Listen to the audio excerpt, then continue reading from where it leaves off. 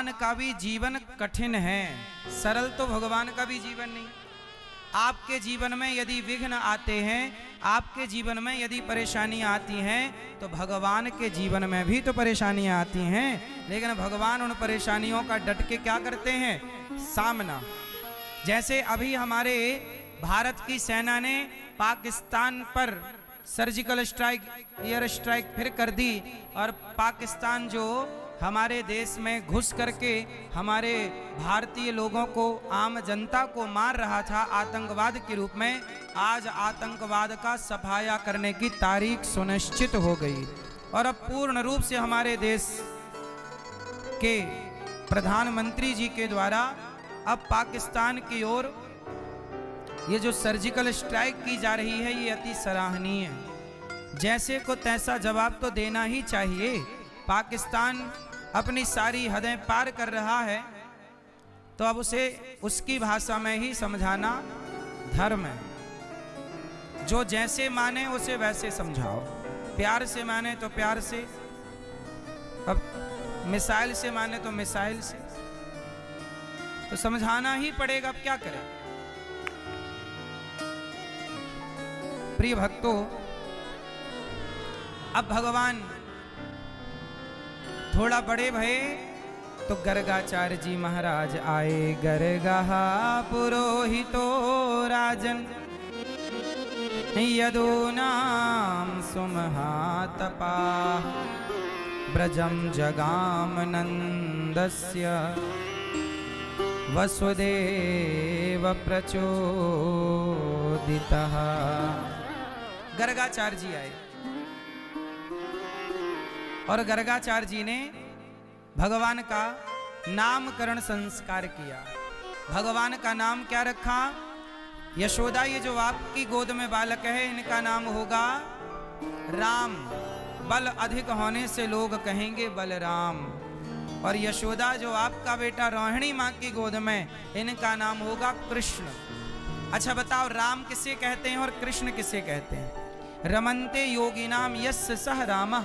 जो योगियों के हृदय में रमण करें उन्हें राम कहते हैं। जो सबका मन अपनी ओर आकर्षित कर लें, जो सबका चित्त चुरा लें, उनको कृष्ण कहते हैं। सबके चित्त को चुरा लें तो नाम पड़ा कृष्ण। गर्गाचार्य जी ने भगवान का नामकरण संस्कार किया। हमारे सनातन धर्म में 16 संस्कार होते हैं और हर संस्कार के पीछे कोई ना कोई ठोस कारण होता है। इसलिए आप लोगों से मेरी विनती है कि आप भी संस्कारों पर ध्यान दीजिए। अच्छा बताओ, सुंदरता संस्कारों से होती है या सुंदरता शिक्षा से होती है? उत्तर दो। शिक्षा है पर संस्कार नहीं है। जरा सुनिएगा, शिक्षा है पर संस्कार नहीं है, और संस्कार है पर शिक्षा नहीं है, तो क्या ठीक है? एक तो देखो है और एक नहीं है। तो शिक्षा है, कोई शिक्षित बहुत है पर संस्कार नहीं है, और एक शिक्षित बिल्कुल नहीं है पर संस्कारी बहुत है। तो कौन व्यक्ति ज्यादा ठीक है? जो शिक्षित है पर संस्कारी नहीं है, या जो संस्कारी है पर शिक्षित नहीं है? कौन सही आप लोगों के हिसाब से? जोर से, जोर से। आज समाज में यही है कि यदि शिक्षा है तो संस्कार नहीं मिल पा रहा, और संस्कार है तो शिक्षा नहीं मिल पा रही है।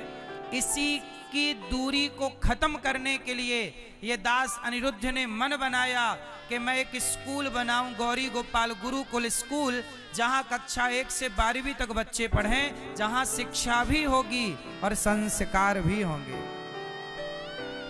हम दोनों को धारण करेंगे।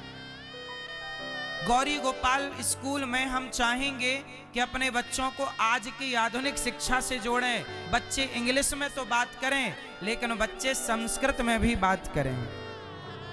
संस्कृत भी आनी चाहिए। बच्चों को विज्ञान तो आना चाहिए, पर बच्चों को गीता भी आनी चाहिए।